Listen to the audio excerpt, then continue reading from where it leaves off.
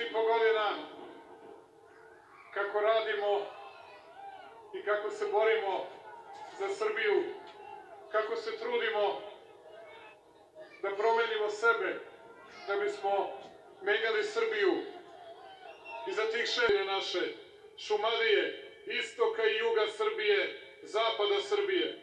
Hoću da se zahvalim našem narodu, našim ljudima koji su došli iz Republike Srpske, nacionalni identitet, da čuvamo svoj srpski jezik i da branimo i štitimo svoje srpsko ćiriličko pismo.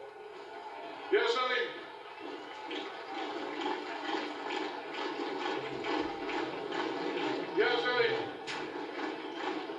dragi prijatelji, a to je tačka 1 onoga o čemu sam želeo večeras da vam govorim. O tome su govorili i Ana i predsednik Dodik. Reč je o našoj nacionalnoj i konsolidaciji i rehabilitaciji. Reč moramo da učimo od onih koji su uspeli kroz najteža vremena svoje nacije i narode da sačuvaju, koji su uspeli sebe da zaštite i da i danas upravljaju svetom, da vode Evropu.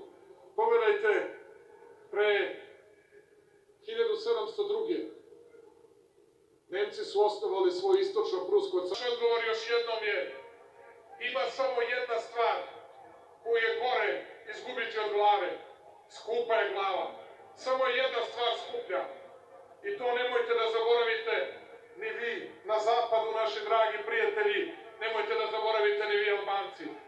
A to je obraz. Obraz je najskuplja stvar na svetu. Nikada nemojte da pokušate Srbiji da ga uklanjate. U zapadnoj Srbiji nismo ni pomislili da će neko da izgradi ili uspeti da izgradi autoput do Čačka.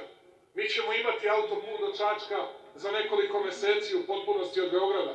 Posle ćemo da ga produžimo s jedne strane ka Užicu, s druge strane i ka Kotromanu, ka Višegradu, sa druge strane idemo prema Ivanjici, Arilju, Ivanjici, Dugoj Poljani, prema Boljaru, prema granici sa Crnom Gorom. Za samo mesec dana otvorit ćemo, mesec ili mesec i po, otvorit ćemo autoput kroz Jablanički i Pčinjski okrug, kroz Grdeličku klisuru. Otvorit ćemo kroz Nišavski i Pirotski okrug prema bugarskoj granici. A sećate li se ljudi koliko decenija smo o tome maštali? Počeli smo konačno da rekonstruišemo i naše pruge, da ulažemo u pruge. Do Budimpešte ćete za 2,5 godine moći da stignete za samo 2 sata i 45 minuta. I da vam kažem, to niko ne može da vam uzme. To ste vi ljudi uradili jer ste verovali politici rada, politici marljivosti, politici budućnosti.